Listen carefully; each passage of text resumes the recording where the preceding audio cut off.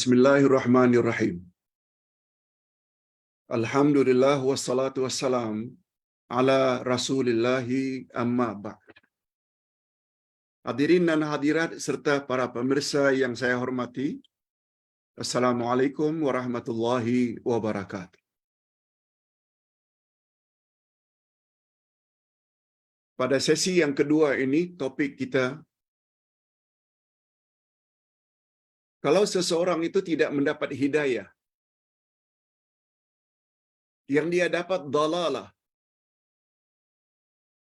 Hidayah yang artinya petunjuk, lawannya dalalah, kesesatan. Timbul pertanyaan, jika seseorang itu sesat, siapa yang perlu dipersalahkan? Salahkan Allah ke? Salahkan takdir ke? Atau yang perlu dipersalahkan diri sendiri? InsyaAllah, masa lebih kurang 20 minit berikut akan memberi penjelasan, pencerahan. Siapa sebenarnya yang perlu dipersalahkan? Kalau kita tahu tadi, hidayah terbagi dua. Penjelasan, bimbingan, dan satu lagi taufik, membuka hati. Hidayah jenis pertama boleh dilakukan oleh manusia terhadap manusia lain. Tapi hidayah jenis yang kedua itu hanya milik Allah.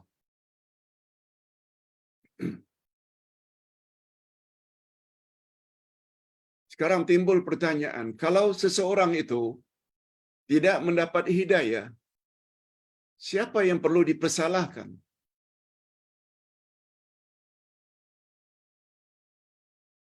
Diri sendiri ke? Atau Allah yang dipersalahkan karena tidak mau beri hidayah? Tidak beri taufik? Atau dengan kata lain, salahkan takdir?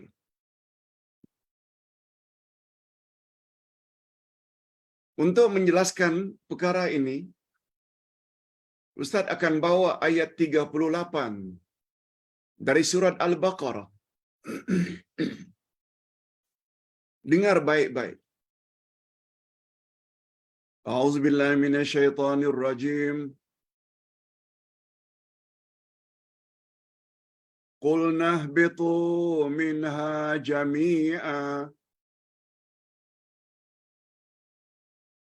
fa imma ya'tiyannakum minni huda faman tabi'a hudaya fala khaufun 'alaihim wala hum yahzanun. Terjemahan ayat. Kami telah berfirman, kata Allah, keluarlah kamu, turunlah kamu semua dari syurga ini. Turun ke bumi.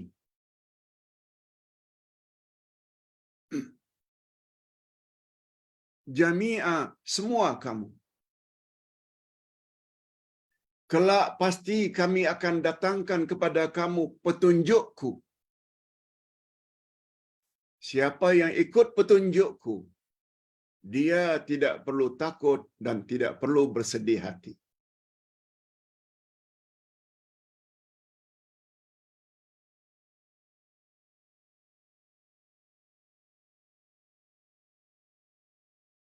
Hadirin dan hadirat serta para pemirsa yang saya hormati.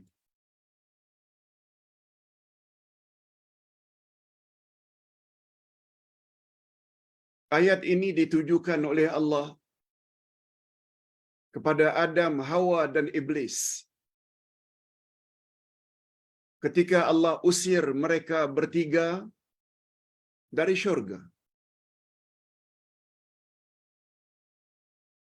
Semua kita tahu kisah tersebut. Yang secara ringkas, Adam dicipta oleh Allah dengan kedua tangannya daripada tanah. Setelah dicipta,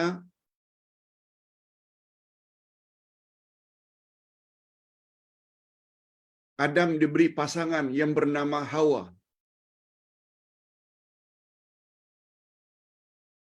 Allah Subhanahu wa taala suruh iblis agar sujud kepada Adam sebagai sujud penghormatan. Iblis enggan. Adam dan Hawa diletakkan dalam syurga.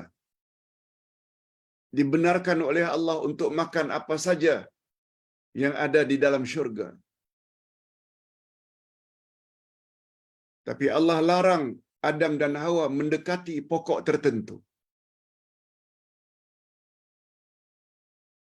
Terhadap larangan Allah itu, Adam dan Hawa langgar.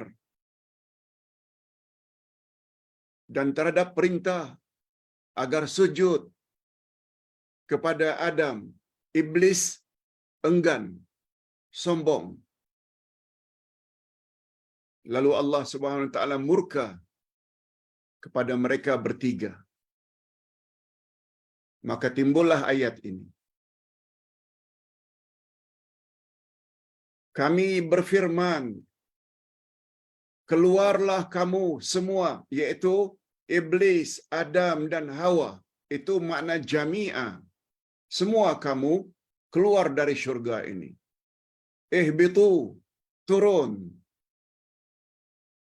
Ini memberi isyarat syurga yang dimaksudkan itu di atas. Sebab gunanya istilah turunlah kamu. Okey. Turun ke mana? Jawabnya ke bumi. Itu sebabnya manusia keturunan Adam dan Hawa yang tinggal di bumi, jin itu adalah dari kalangan iblis. Iblis turun walaupun sendirian, sebab menurut ulama tafsir, bumi ini sebelum dihuni oleh manusia yang berasal dari Adam dan Hawa, dia sudah ada penghuni, yaitu makhluk jin. Sebab iblis diangkat ke langit. Banyak ceritanya. Dia adalah pada asalnya jin yang sangat taat. Taat. Naik langit pertama, kedua, ketiga, keempat, kelima, keenam, ketujuh. Karena kemuliaannya. Ketika itu, setelah Adam dicipta, Allah suruh makhluk langit, yaitu para malaikat. Yang di atasnya juga ada jin yang taat tersebut. Semua malaikat sujud ikut perintah Allah, kecuali jin tersebut. Dia enggan untuk sujud. Ketika itulah baru berubah istilah jin atau ketua jin itu yang pada asalnya taat dipanggil iblis, yaitu orang yang layak mendapat laknat dan kutukan Allah. Itu sejarahnya. Lalu kalau Adam dan Hawa dapat zuriat yang bernama insan, kita, iblis pula turun. Jin memang sudah ada sebagai penghuni bumi. Jin-jin betina banyak di bumi. Jin-jin laki-laki banyak di bumi. Itu sebabnya manusia dan jin punya tugas yang sama, yaitu agar beribadat pada Allah. Lihat ayat 56 dari surat Az-Zariyat. Wa ma khalaqtul jinna wal insa illa liya'budun. Aku tidak jadikan jin dan manusia melainkan agar mereka beribadat padaku. Nah, Sekarang kita teruskan ayat tadi. Setelah diusir oleh Allah, Adam, Hawa dan Iblis turun ke bumi. Allah yang maha adil lagi maha bijak tidak biarkan manusia dan jin di muka bumi ikut jalan sendiri-sendiri. Tak. Allah bimbing mereka. Itu sebabnya Allah sebut, fa imma ya'tiyannakum minni huda. Kelak akan datang kepada kamu, hei manusia dan jin, petunjukku. Faman tabi'a hudaya. Siapa ikut petunjukku itu, dia tidak perlu takut dan tidak perlu bersedih hati. Sekarang makna petunjuk itu apa, Pak Ustaz? Apa makna petunjuk yang Allah turunkan ke muka bumi untuk dijadikan pedoman bagi manusia dan jin? Sepakat ulama tafsir kata, makna petunjuk itu adalah rasul demi rasul Allah angkat di atas muka bumi. Kitab demi kitab Allah turunkan dari langit ke bumi. Sebabnya setelah Nabi Adam dan Hawa turun, 1000 tahun lebih, muncul Nabi Nuh sebagai rasul pertama. Siapa yang ikut Nuh dan kitab yang dibawa oleh Nabi Nuh, mereka selamat. 1000 tahun kemudian Allah angkat pula Nabi Ibrahim dan kitab atau suhuf, lembaran dari langit. Siapa ikut Ibrahim selamat. Tak perlu takut, tak perlu sedih. Datang kemudian ribuan tahun kemudian Nabi Musa dengan kitab Taurat. Zaman itu ikut Musa, ikut Taurat, selamat. Datang kemudian 1800 tahun kemudian, itu jarak antara dua Imran.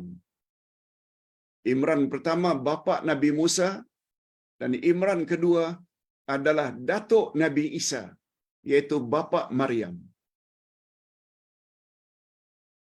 Jaraknya Musa dan Isa 1800 tahun, kata ulama tafsir.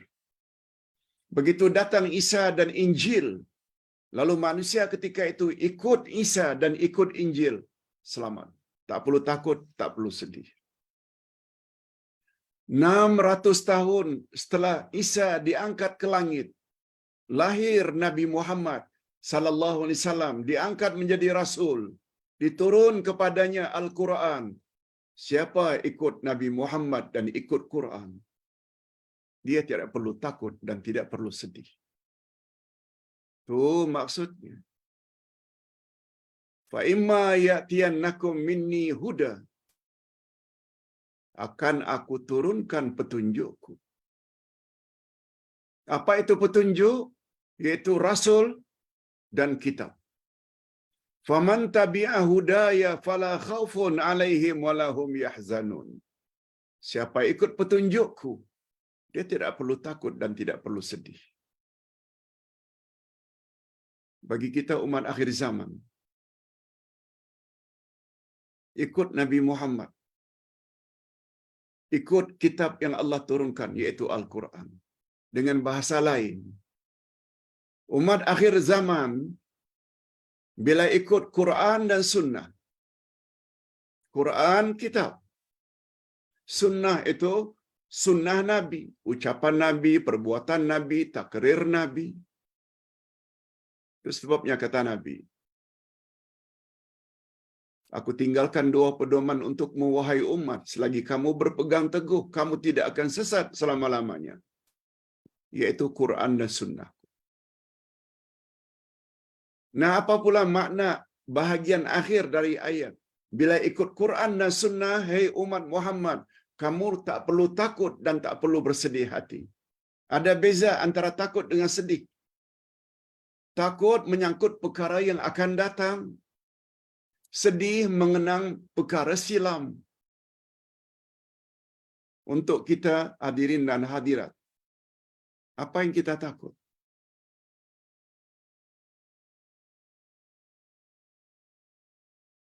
Yang kita takut antara lain sakaratul maut, naza'. Itu future kita, sebab kita sekarang sedang sehat. Future kita juga adalah pertanyaan mukar wa nakir di alam kubur, sebab kita belum mati. Itu future kita. Tah boleh jawab, tah boleh tidak. Future kita, bila kiamat terjadi, kita dibangkitkan. Lalu amal kita ditimbang. Takut lagi. Sebab itu future. Setelah ditimbang, kita akan meniti siratal mustaqim. Future lagi. Takut lagi. Kalau terjatuh ketika meniti siratal mustaqim. Di akhirat ada syurga dan neraka. Takut lagi masuk neraka.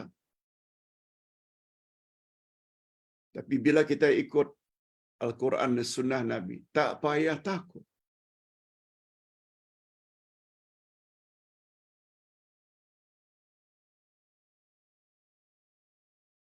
Itu sebabnya Ustaz buat satu buku yang Ustaz namakan Jawaban Tepat terhadap pertanyaan mukar wa nakir.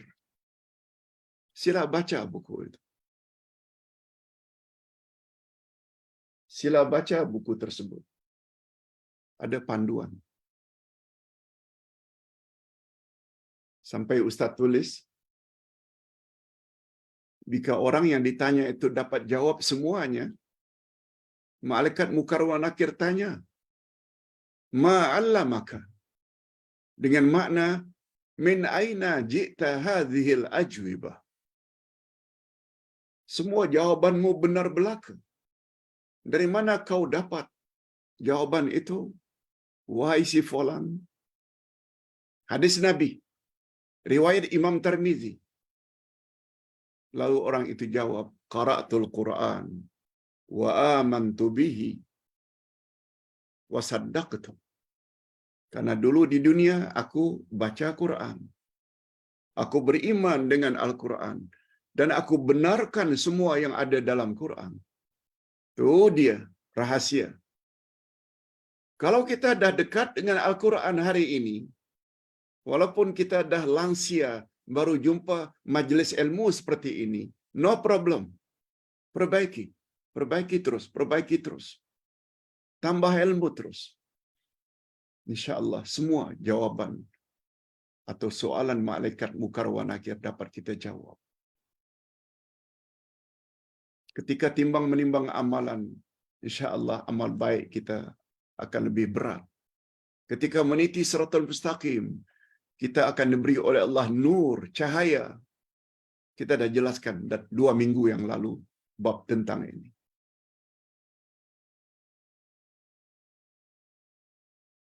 Jadi bila petunjukku, iaitu Quran dan Sunnah kamu ikut, hei umat Muhammad, kamu tak apalah takut, tak perlu takut menghadapi masa depanmu, dan kamu tak perlu bersedih hati. Tak perlu bersedih hati. Ya Allah, sayang betul dulu, saya tak ikut ya majlis ilmu online. Mengapa ya dulu saya malas betul tidak belajar Al-Quran, tidak belajar tafsir, tidak belajar hadis Nabi, tidak belajar akidah. Itu maknanya dia sedih. Sekarang tak sedih. Mudah-mudahan kita tak sedih sebab kita sudah pun. Nah, sekarang timbul pertanyaan. Kalau seseorang itu sesat, tidak dapat hidayah, tidak mau ikut Quran dan Sunnah, siapa yang perlu dipersalahkan? Diri sendiri. Allah Maha Adil. Allah bukan zalim. Terhadap orang yang rajin belajar, orang yang rajin tak penat-penat menyampaikan hidayah, mengajak manusia ke jalan yang lurus dengan dalil-dalil yang cukup.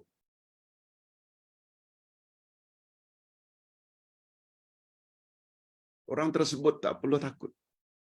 masa depannya, tak perlu takut. Dan tak perlu bersedih hati. Ya Allah, mengapalah dulu ya ketika orang gelar aku Wahabi, sesat. Mengapalah dulu aku langsung give up, serik. Tak timbul. Sebab kita tak give up. Orang tuduh apapun, terus kita sampaikan. Sebab Nabi Muhammad sallallahu alaihi wasallam pun pernah menyebut tentang dirinya. Allah pernah sebut tentang Nabi Muhammad, "Wa ma 'alaika illal balaghul mubin." Tugasmu hai Muhammad tidak lain dan tidak bukan kecuali menyampaikan saja. Bukan tugasmu membuka hati seseorang. Bukan tugasmu, dan jangan paksa orang. Tak, beritahu saja. Dan Ustaz cukup yakin dengan janji Allah tersebut. Sampaikan saja. Yang mustahak dan yang kita harapkan adalah rida Allah, bukan rida manusia. Sekali lagi, siapa yang perlu dipersalahkan bila seseorang tidak dapat hidayah?